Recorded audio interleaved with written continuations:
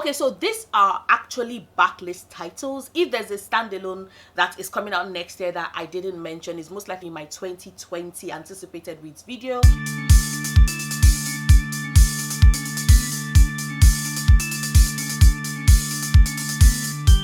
So yes, I decided to talk about the standalone books I want to read in the new year. And like I said, these are all backlist titles. Some of them came out this year, some of them came out like 2 years ago, a year ago, etc., etc. And I'm really excited to get to them because they are books I've always wanted to read, but something always happened and I just kept pushing them down my TBR, and now they're going to be on the front burner, you know, of my 2020 TBR. Starting with Stepsister by Jennifer Donnelly. This came out this year. Yeah, I think, yeah, definitely came out this year.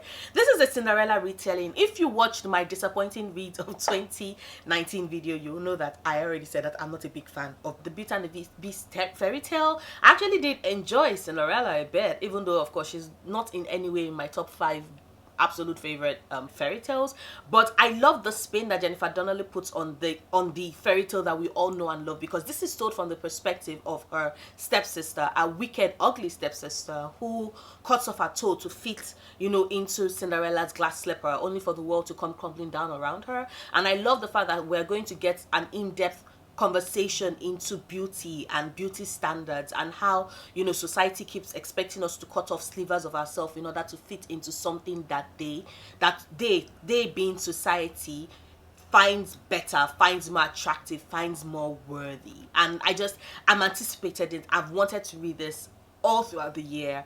I didn't get the chance to do so, but this is going to be the first standalone on my TBR in the new year, because I am anticipating loving it, like really loving it. Plus that cover is just stunning, absolutely stunning. And then there's Perry of the Orange Tree by Samantha Shannon. She thick, she big, she heavy. She got some weight on her bones. We stand a thick queen. Like, look at that. Isn't she gorgeous? A standalone fantasy.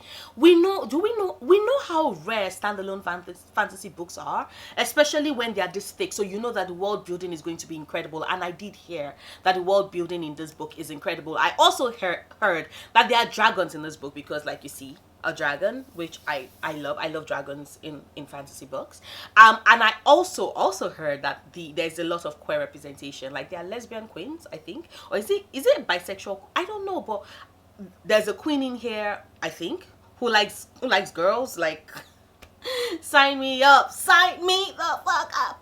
Oh my god, I can't wait to read. I can't wait to read this. I've had this on my TBR for like a while.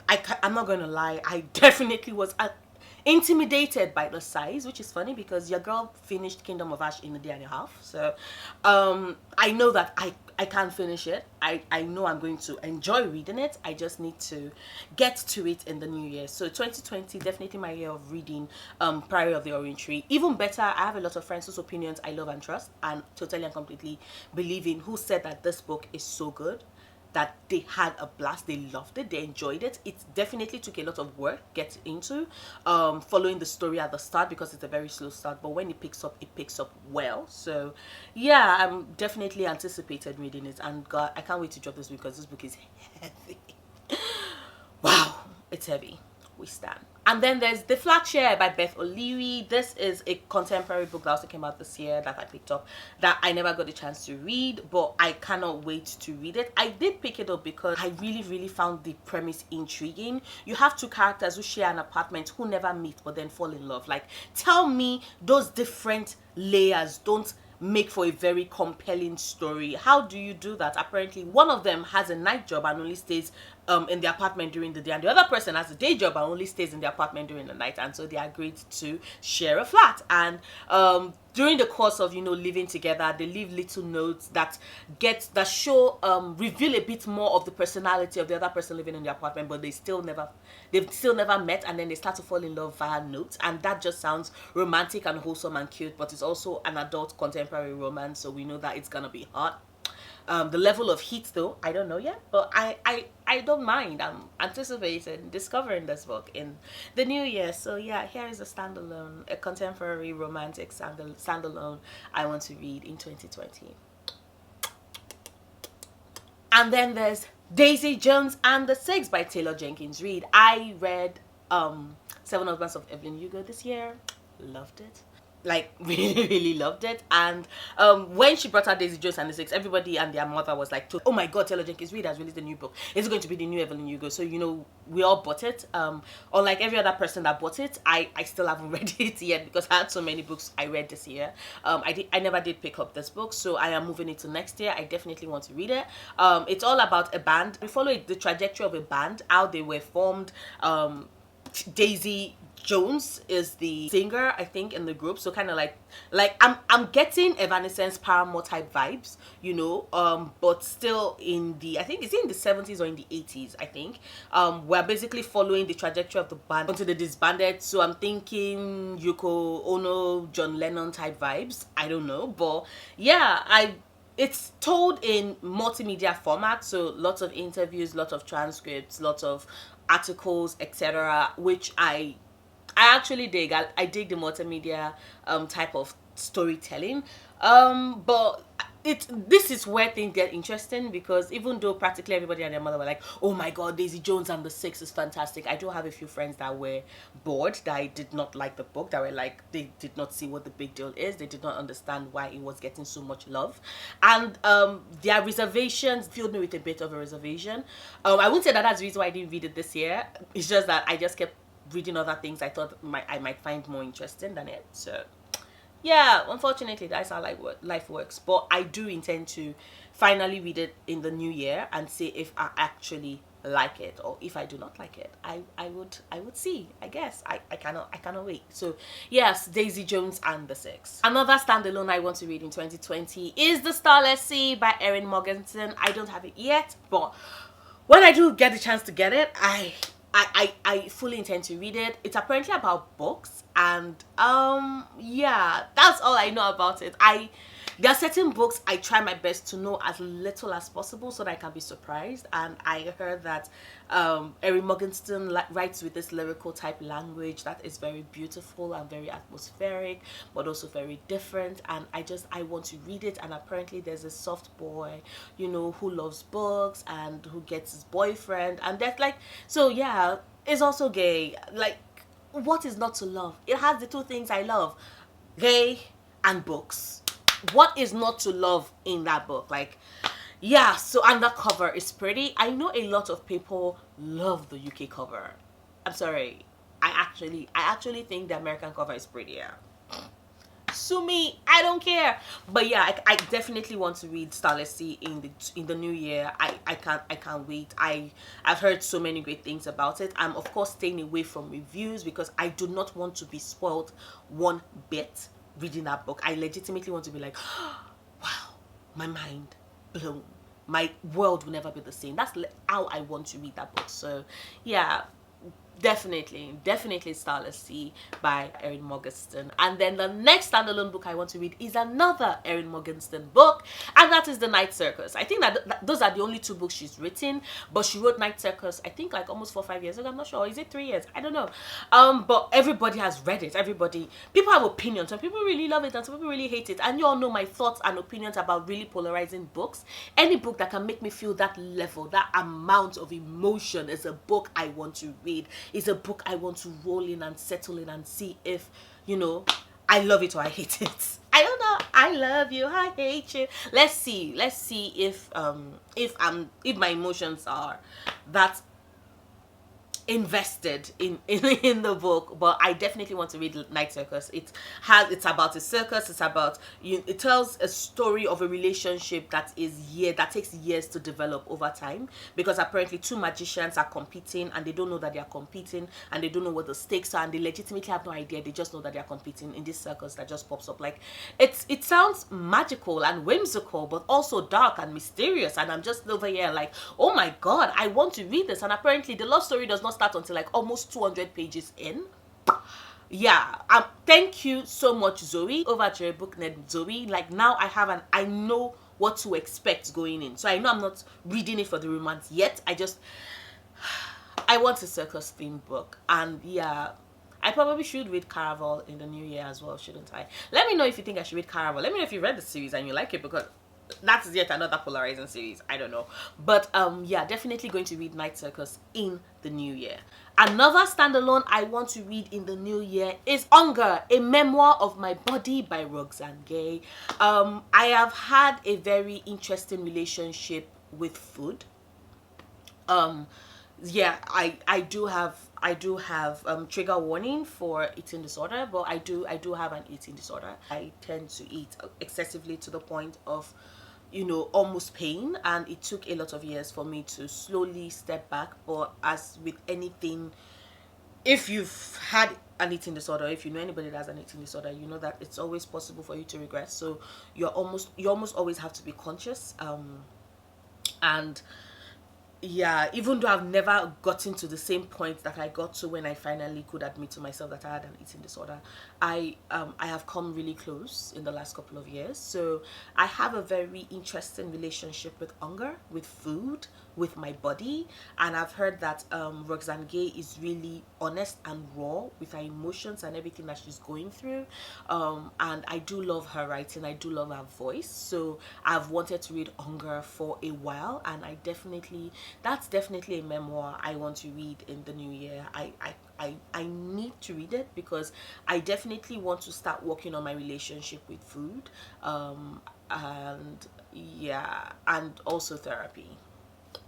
Another standalone I want to read in 2020, When the Moon Was Ours by Anna Marie McLemore. Um, okay, so I bought this book on audio back in it's been a while, earlier, like way earlier this year, because I think it was definitely one of the Witchathon books, and Rhiannon loved it. Like, they had such high opinions and such good thoughts about that book. And if you know Rhiannon, they have excellent taste in books. Like, I love their mind. I love how, I love their mind. I love how the way the books they love. And I don't think they've ever actually recommended, like, chosen a recommended book for one of the Witchathons that I have not loved. Case in point, it was one of the Witchathons that I read The Girl Who Drank the Moon for, and that book became one of my absolute favorite books that I read last year. So when they were like, oh, When the Moon Was Ours, I immediately got it on audio. I was like, okay, I'm going to listen to this book slowly on audio. And I don't know, life happened, and I think that was the period when I got into yet another reading slump, and I didn't read that month. So I ended up not participating in the Witchathon, even though I'd done like my TBR, and I was so excited to get started. And then when it came around, I just was not in the mood to read, and I'm so sorry. But I definitely intend to correct that, to remedy that in 2020. I am going to be reading When the Moon Was Ours. I've heard such great things about it. It's all about these two friends. One of them, I think, roses grow out of her wrist, and then the other one has secrets and paints the stars and the moon and hangs them in the trees. And then there's these four witch sisters who are convinced that, they need the rose on the girl's wrist in order to, I think, make someone fall in love with them or something like that. And they basically go after all their secrets, like the friends' secrets, in order to kind of like blackmail the girl into giving them the roses that are growing out of her wrist or something like that. So it sounds magical and mysterious and whimsical, but also dark. Kind of like, I know those are exactly the same words I did use for the Night Circus.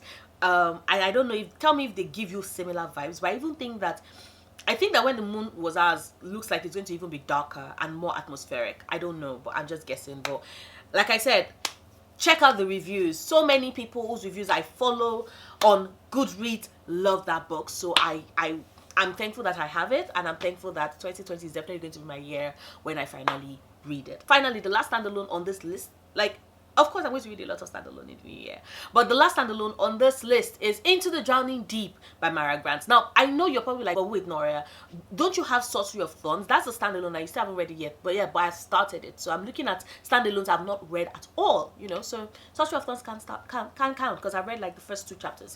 But okay, the last standalones I want to read, like I said, is Into the Drowning Deep by Myra Grant. Apparently it has mermaids, but not your whimsical cute mermaid from like Little Mermaid. No, like actual, the way mermaids are meant to be. These ones are vicious and they are terrifying and they kill people.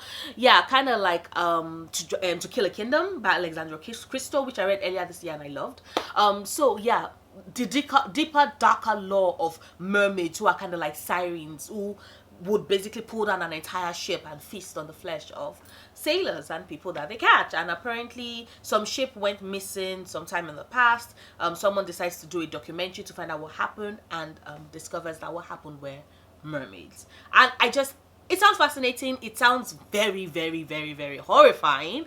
And apparently a lot of people I know loved it. Like, they really, really loved it. And I want to read it. I want to read Into the Drowning Deep. I cannot wait. I think I'm going to listen to it on audio, because I'm certain something that terrifying would just be fantastic, brilliant on audio. And Myra Grant is the alternate name for Shannon Maguire, who wrote the Wayward Children series, which is a series I also want to get into in 2020, but I haven't read it yet, and I didn't mention it on my list because I don't have any of the other books yet, except for Every Hearted Doorway, which I got for Christmas last year from Jake of Jake Does Books. Thank you so much, Jake. Once again, I still want to read it. I just haven't read it yet because I want to get the rest of the books in the series before I start reading it. But yeah, so those are 10 standalones I absolutely want to read in 2020. Wait, hold up. I didn't mention 10 books. I mentioned 9. Oops, sorry. I forgot the 10th book. Yeah. It's Spinning Silver by Naomi Novik. I've heard that it's a retelling on Rumpelstiltskin, and it's more feminist and a group of women taking back their power and pushing back against the system that wants to take advantage of them. I heard that there's actually quite an amazing representation in it. I think they said that, I think they said that one of the relationships might be problematic. I'm not sure, but I definitely want to read Spinning Silver in the new year, like in 2020. And that cover is stunning. So yeah, I can't wait. It sounds like it's going to be an amazing book. And if I read it and I enjoy it, then I'll pick up every other Naomi Novik book, because you know your girl. If I find a new author that I like to binge read all the books to fall in love with them even more. But yeah, those are 10 standalones that I'll be reading in 2020. 10 backlist standalone titles that I'll be reading in 2020. Let me know down in the comments below, what are some backlist titles, standalones, that you also want to read in 2020. Let me know if any of these books I mentioned are books that are your favorite. If any of them are like fall on your like absolute favorite book category, let me know down in the comments down below so I can bump them up and I can read them earlier in the year, because 2020 we are all about that life, that reading great book life. But yeah, that is the video. If you liked it, please do not forget to give the big thumbs up. Check out my other videos, subscribe if you want to. I make new videos every Sundays, Wednesdays and Fridays, and I'll see you soon. Until then, stay passionate, love books, love yourself. Bye.